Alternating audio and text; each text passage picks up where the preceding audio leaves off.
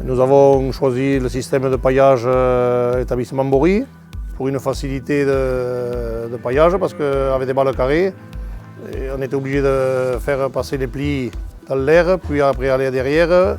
Donc c'était dur, long et mal fait. On arrivait en fin d'amortissement du hangar qu'on a fait au départ de la création du GAEC. Et donc c'était comment on se modernise pour pouvoir continuer à travailler bien, propre et sans se créer de charge de travail supplémentaire. Le paillage avant se faisait de par les tapis le matin avant de la pâturer. L'objectif il était d'utiliser l'énergie qu'on a de reste sur les centrales photo en autoconso, donc pailler et utiliser la pailleuse la journée. Le système automatisation était obligé pour nous.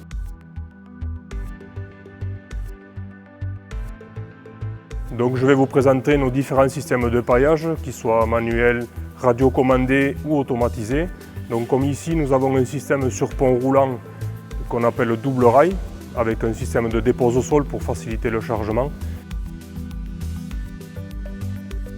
Nous avons également un système en monorail que l'on adapte en fonction du type de bâtiment que nous avons à équiper.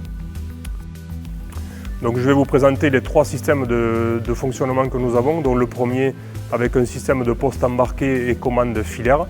Ensuite le système radiocommandé qui nous permet de pouvoir piloter la machine depuis le sol. Et le système automatisé qui lui peut être greffé sur les deux précédents.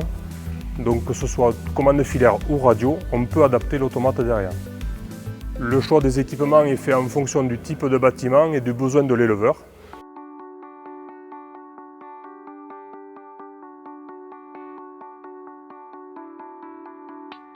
Donc pour déterminer le type d'équipement que nous allons adapter au bâtiment, soit sur pont roulant, soit sur monorail, nous sommes amenés à faire une visite au préalable, définir des critères avec l'éleveur et lui proposer une solution. La différence, c'est que c'est beaucoup moins pénible et mieux fait.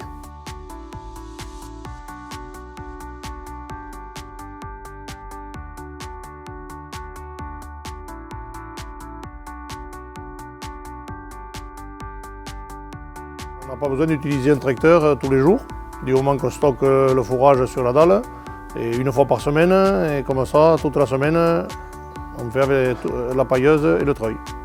Aujourd'hui, on a circulé donc une année complète en position manuelle avec la pailleuse, ce qui nous a permis de voir qu'on économisait, j'allais dire, entre 15 et 20% de paille sur une année complète. Avec l'automatisation, je pense qu'on en économisera plus. Je pense qu'on va gagner sur les taux d'MSU sur nos brebis et un petit peu sur la quantité.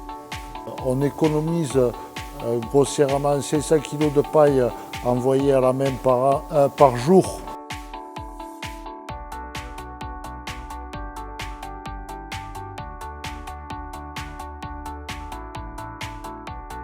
Avec ce système, nous avons un système qui est régulier, bien empaillé et une meilleure décomposition pour les fumiers.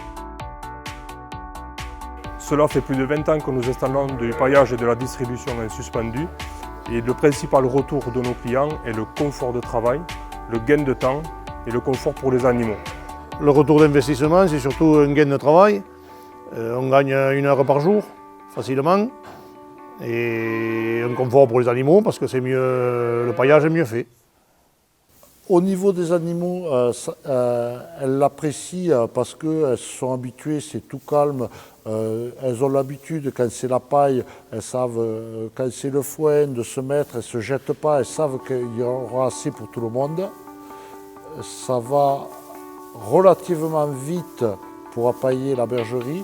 On va dire qu'on y met à peu près 20 minutes.